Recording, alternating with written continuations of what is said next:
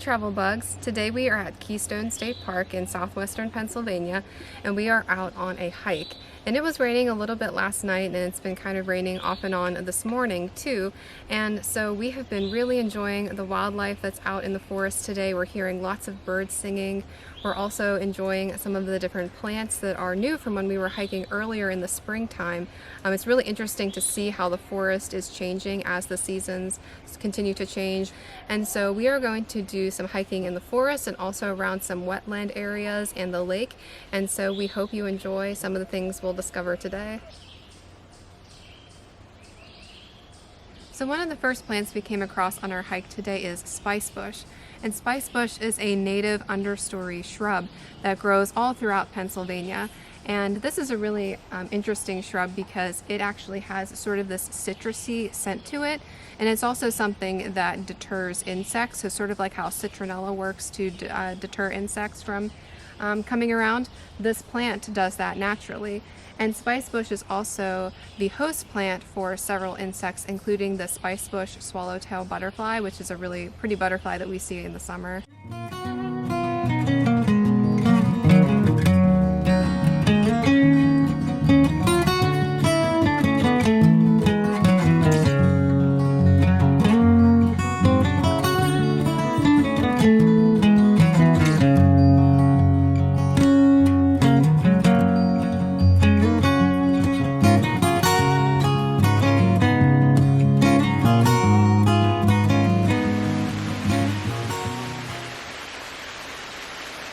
As we were walking along our hike today, it kind of started to rain, and the sound of the rain in the woods sounds so beautiful with the pitter-patter on the leaves from the trees. If you are out for a hike and it starts to rain, don't worry, it can be a really beautiful experience.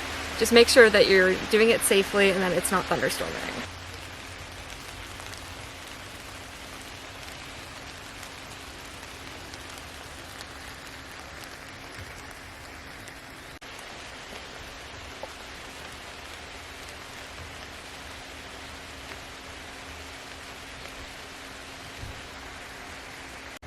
So this plant here is Canadian wild ginger, and this is a plant that has similar properties to true ginger, but is a little bit different and for some important reasons. So the ginger has a little rhizome under the ground, and Native Americans used to use this for seasoning, but we wouldn't want to use this ginger the way we do in cooking today because this ginger actually does have some carcinogenic properties, and so you aren't supposed to consume this one. So I think this is a good example of how there are plants that you might encounter in the forest that may be edible, but some that may also seem like they're edible, like this one with the name like ginger.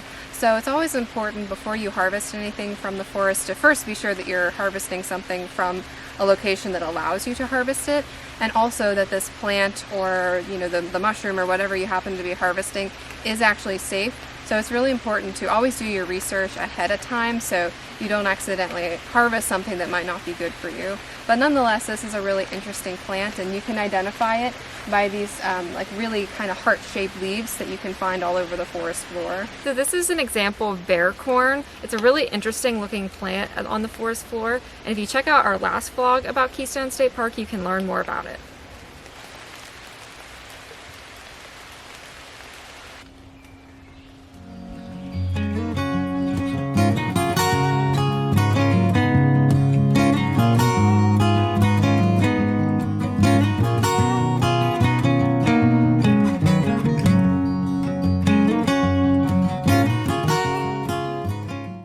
As we were driving over to the wetland, nature presented itself and we saw an eastern box turtle crossing the road.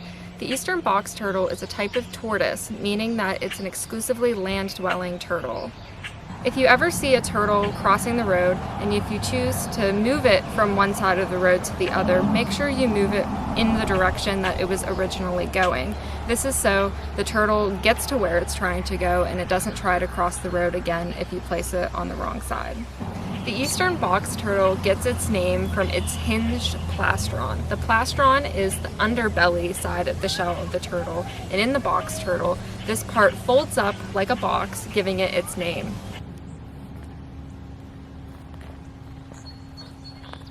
So we're now over at the wetlands at Keystone State Park, and the wetlands are really interesting because they support a wide range of biodiversity.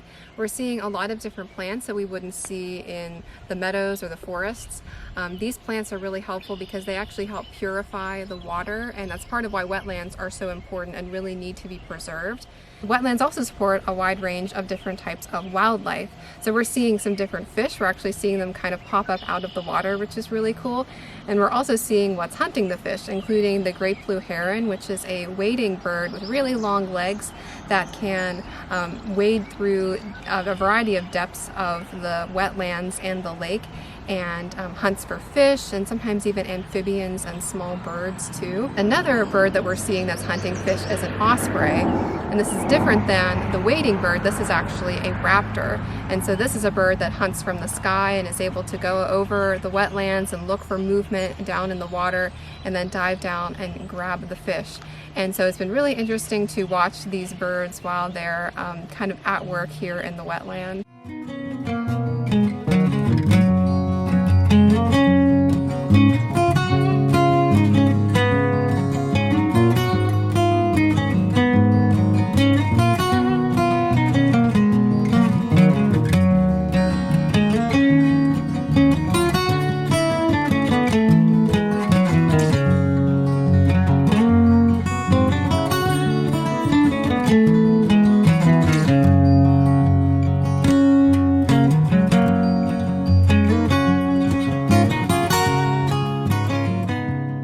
So we've come across one of my favorite understory plants. This is the mayapple, and mayaples grow in the early spring and summer, and they sort of look like little umbrellas over the forest floor.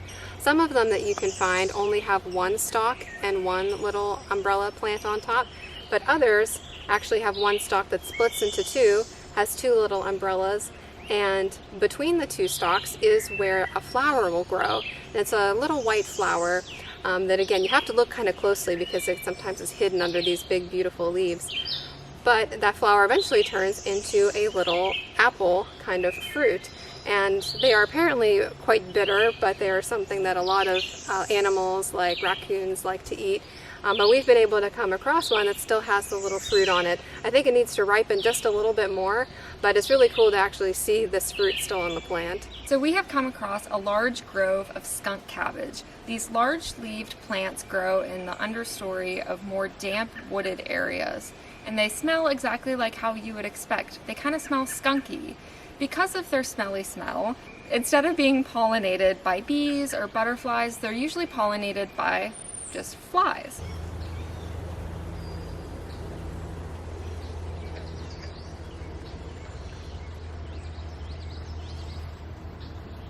So we've now walked a little bit through the woods and made it to the back side of the wetlands, and we've already started seeing some new animals compared to out in the more open area.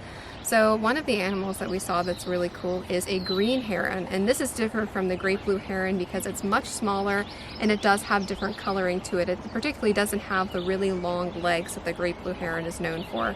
We also saw the belted kingfisher, which is a small bird that kind of has a larger head and larger beak that also hunts fish in wetlands. And it sort of makes this little chattering sound, which is actually the sound that you might be able to hear in the background. One of the really interesting things about the belted kingfisher is that it is named for one of the birds having this sort of reddish belt around its chest. And typically, a lot of bird names are named after the male bird because they tend to have a lot more brighter and more distinctive colors. But what's neat about the belted kingfisher is it's actually named for the female bird. The female bird is the one that has that reddish belt and the male does not, which is really cool. Some other animals that we've seen are in the water. We've seen a northern water snake swimming through the water, which is really neat to see. And again, we're just hearing a lot of different birds. There's a lot of activity going on back here. I haven't seen them before, but I understand that there are beavers who live back in the wetlands here. This area is a bit more secluded from the rest of the park, but that also means that more animals might be active, so this is a really great place to come and explore. We're also hearing two different frog species. One is the green frog, and this frog sort of makes what sounds like a banjo string being struck. And the other frog is the bullfrog, and this frog makes sort of a whirring noise over and over again. And right now we're not really seeing the frogs, but we can hear them, and so learning to identify some of these animals like the frogs and birds by their sound is a great way to find them.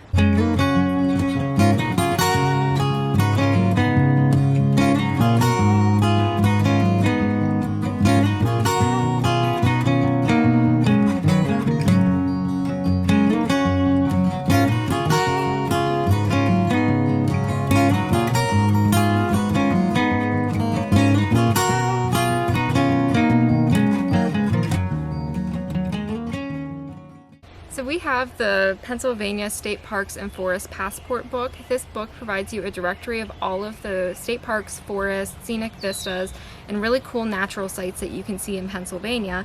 And today we were able to get a little sticker that says that we were at Keystone State Park. So if you're interested in visiting a lot of different places like this in Pennsylvania, consider picking up one of these, and then anytime you go to a park or somewhere new, you can get a sticker to remember when you went.